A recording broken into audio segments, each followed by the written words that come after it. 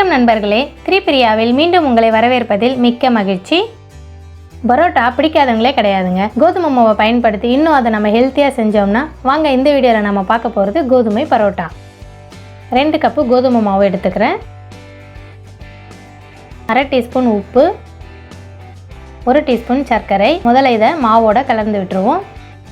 1/4 cup தயிர், 1 முட்டையை இது போல் கலந்து மாவோடு சேர்த்துக்கங்க. தயிரும் முட்டையும் தான் நமக்கு மாவை நல்லா சாஃப்டாக தரும். ஸோ இப்போ தான் தண்ணி தேவைக்கேற்ப தண்ணி சேர்த்து சப்பாத்தி மாவு அளவுக்கு பிசைஞ்சு வச்சுப்போம். பிசைஞ்ச மாவை ஒரு 15 நிமிஷம் மூடி போட்டு ரெஸ்ட்டில் விட்டுருங்க. இப்போ மாவை எடுத்து ஈக்குவலாக டிவைட் பண்ணிக்கோங்க. 7லேருந்து 8 பரோட்டா செய்யலாம். சப்பாத்தி மாதிரியே தேய்ப்போம், ஆனால் எவ்வளோ தூரம் உங்களால் மெலிசாக தேய்க்க முடியுமோ அவ்வளோ தூரம் மெலிசாக தேய்ங்க. தேய்ச்சதுக்கப்புறமா கொஞ்சமாக எண்ணெய் அப்ளை பண்ணுங்கள். எண்ணெய், நெய், பட்டர் எது வேணாலும் அப்ளை பண்ணலாம். எண்ணெயை நல்லா அப்ளை பண்ணிவிட்டு கொஞ்சமாக கோதுமை மாவு மேலே போட்டுக்கோங்க. இப்போ இதை சின்னதாக நம்ம எப்படி ஃப்ளீட் மடிப்போமோ அதே மாதிரி இப்படி மடித்து உள்ளே வெளியே அப்படின்ற மாதிரி மடித்து எடுங்க. அதேமாதிரி ஃபுல் லேயரும் மடித்து கொண்டு வந்துடுங்க.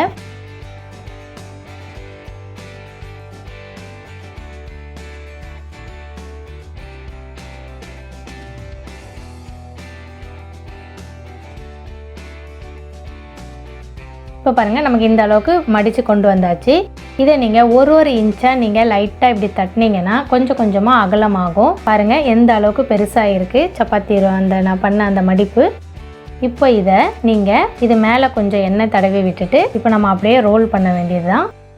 இந்த எண்டை அடிப்பக்கத்தில் வச்சு தட்ட வேண்டியது தான். மேலேயும் கீழேயும் எண்ணெய் வச்சுருங்க. இதே மாதிரியே எல்லா பரோட்டாவையும் செஞ்சு எடுத்துப்போம். இப்போ இந்த ரவுண்டு பண்ண இதுவை நம்ம நார்மலாக சப்பாத்தி எப்படி தேய்ப்போமோ அதே போலயே தேய்ச்சி எடுத்துக்கோங்க.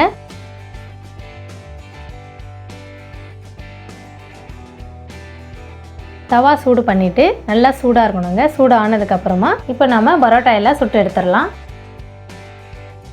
இது பரோட்டான்றதால எண்ணெய் கொஞ்சம் அதிகமாகவே பிடிக்கும். அதனால் இங்கேயும் ஒரு 1/2 டீஸ்பூன் எண்ணெய் மேலே தேய்ங்க.